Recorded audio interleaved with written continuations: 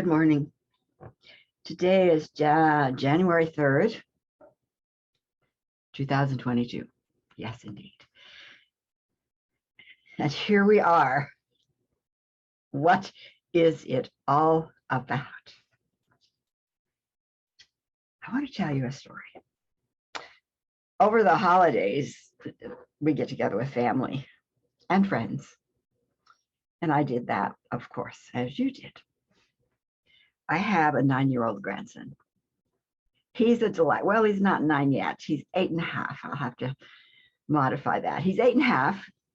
And he was very clear when his school teacher asked him what tribe was he a part of. I don't know where that question came from because I don't know what they'd been studying, but my grandson spoke up and said, "I'm a Viking." He knew. Again, I don't know how he knew that or why he chose Viking, but he did. He's a Viking. The teacher said, "Okay." But one of the little girls next to him said, "You're not a Viking. Can't be a Viking." So put a little bit of question in his mind. How many of us have thought we were very clear about who we were and the value we had, only to have somebody, even maybe our own voice in our head, saying, "Oh no, you couldn't be that." Fortunately, he has a mother who is very aware of her role of mentoring and encouraging and teaching. So she very often will say, "What was the best thing at school today?" Or "What was difficult at school today?" And he said, "This is the experience I had. I'm a Viking." And Stella over here said, "I'm not."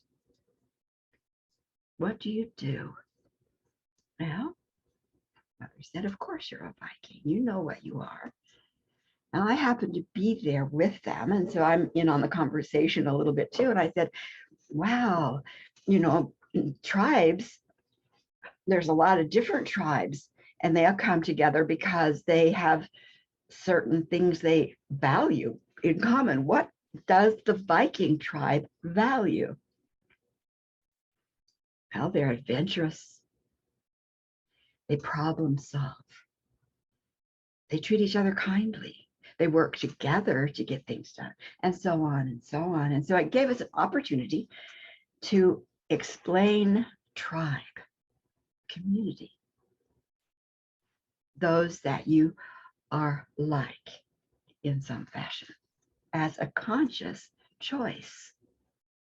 So we spent time talking about values and noticing how they came up in our day-to-day living. And it was pretty fun to see, something I hadn't done with my own children because I was in a religion that told us what our tribe values were. And you tried to figure out how they fit for you. And then certainly they must fit for you, but you didn't participate where we were participating. We were creating, we were consciously choosing values so that we'd recognize our tribe. And we were very clear that those who may not have the same values may not align to our tribe, but that's okay because they have values and that is their tribe. And there's lots of tribes on the planet. Okay, now we get to the meat of the story. So a few weeks later, we were each doing our own thing. And again, I'm with them. And my grandson is having his video time. And he has an iPad and he knows how to use it. And he's totally content in the information stage of learning what it is that he can get from his iPad. And all his mom's doing her thing and I'm off doing my thing. And all of a sudden the calm was disrupted because my grandson was in frustration. Oh my gosh, something had happened. Oh my gosh. His iPad had gone awry. And his first response, as is for children and for adults, I might say. Frustration. Oh my gosh. And mother comes and tries to figure out what it is that's the problem.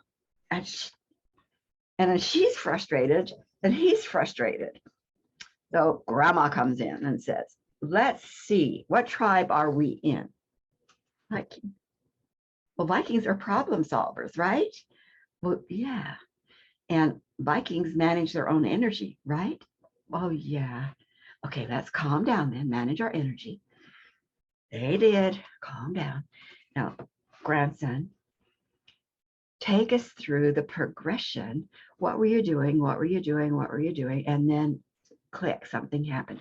So he goes back. Now he's calm and he's able to go, I did this and then I did this and then I guess I did, I don't, he was able to identify the point of disruption. So we had to calm down, go to where it was working well, move forward. There's the point of disruption. As soon as he said, this is the point of disruption, mom said, oh, okay, I know. This is the way to solve that problem. She was able quickly and easily to identify the solution because he had calmed down enough to identify the point of problem. Ooh, how many times do we get caught in the problem? And then we escalate from the problem. And then it's somebody else's fault if the problem's not solved. And we spin. And instead of solving a problem, the problem expands into bigger and bigger and bigger problems, maybe even screaming at each other. Never had that happen?